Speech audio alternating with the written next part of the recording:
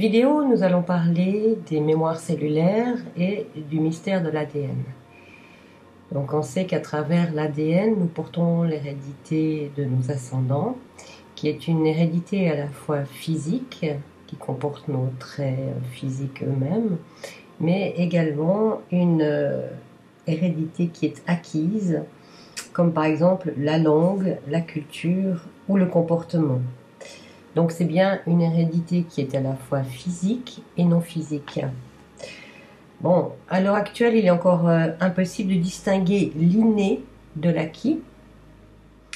Des expériences ont néanmoins prouvé que des comportements comme la peur, l'anxiété ou des préférences alimentaires peuvent être transmis d'une génération à l'autre et même de la génération des grands-parents à celui des petits-enfants.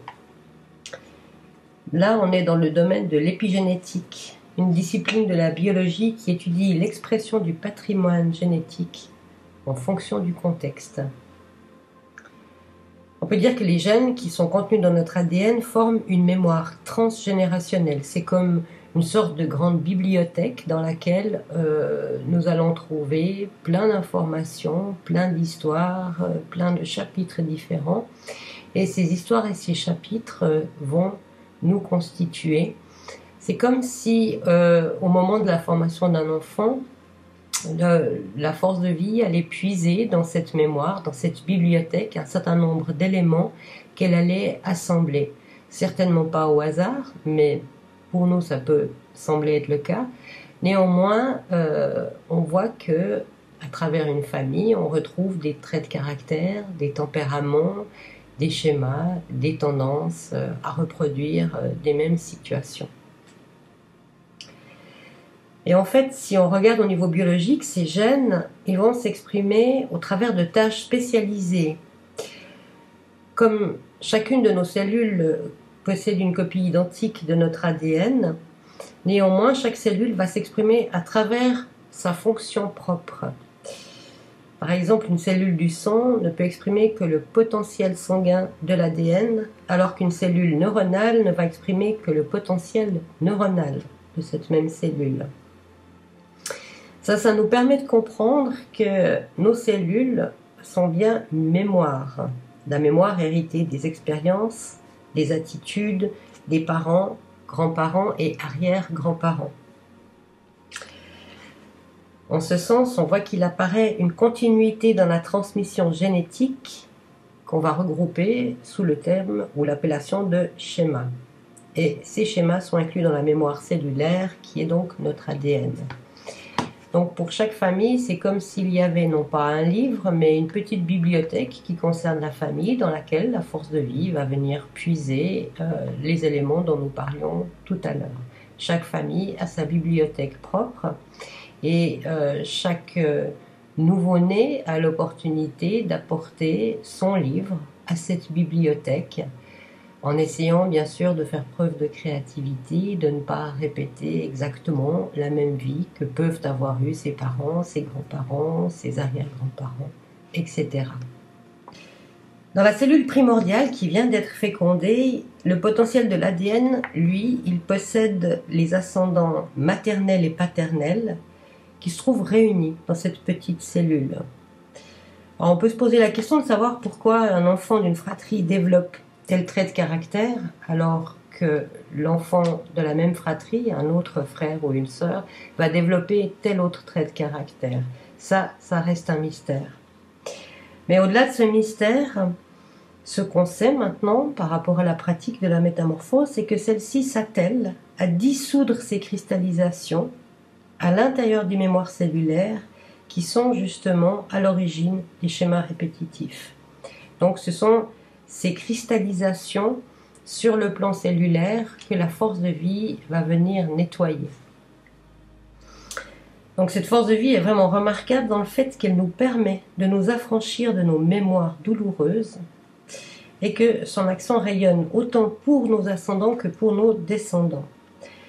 Elle nettoie en fait l'ADN de tout ce qui encombre la parfaite expression des individus de la même branche générationnelle.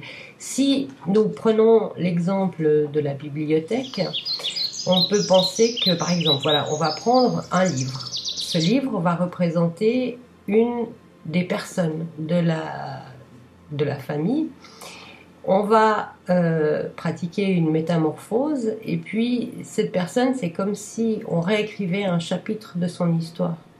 Eh bien, tous les chapitres similaires, les chapitres qui ressemblent à cette histoire,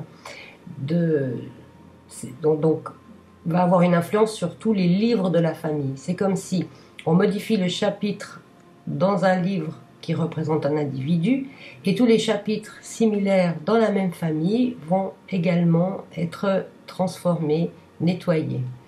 Au fur et à mesure de notre travail avec la force de vie, nous nous rendons compte que son but n'est jamais que la réalisation de ce que nous sommes en potentiel et qui ne demande qu'à se concrétiser.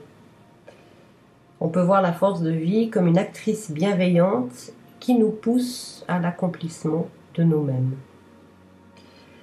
Ainsi, avec la métamorphose, on est amené à comprendre que les schémas qui sont nettoyés sont de nature non conscientisée.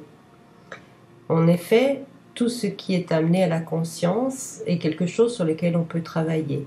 Ces schémas dont nous parlons ont pour origine une racine qui n'a pas été verbalisée, conscientisée. C'est ce qu'on appelle aussi les fameux secrets de famille qui viennent empoisonner la descendance, la généalogie. Donc à travers la métamorphose, on a recours à ce nettoyage qui permet de prendre conscience de ces schémas, de la racine du schéma et en même temps que la prise de conscience, de pouvoir nettoyer ceci. Et donc par rapport à ces schémas, on voit qu'ils ont induit des comportements dans la vie de la personne dont on chercherait vainement la cause dans les circonstances actuelles puisque ce sont des vécus non conscientisés, non dits, non verbalisés de ce qu'ont pu vivre nos ascendants. Donc c'est vraiment l'expression du vécu des ascendants qui se transmet ainsi à travers la généalogie. Et tous les problèmes auxquels nous sommes confrontés ici et maintenant représentent l'actualisation d'une période de notre vécu gestationnel à un moment M. Un schéma est venu s'engrammer dans nos mémoires cellulaires et régulièrement, avec un certain rythme, on reproduit ce même schéma parce qu'il n'est pas conscient, mais il était engrammé au moment de la gestation. La bonne nouvelle dans tout cela, c'est que nous savons à présent qu'il est possible de réécrire les chapitres de notre livre qui ne nous conviennent pas vraiment grâce au travail de la métamorphose et que le fait de réécrire ces chapitres, comme il a été dit, libère à la fois nos ascendants et nos descendants. Ainsi, l'histoire familiale prend un autre cours et nous permet d'aller plus dans la créativité et dans l'expression de qui nous sommes en vérité.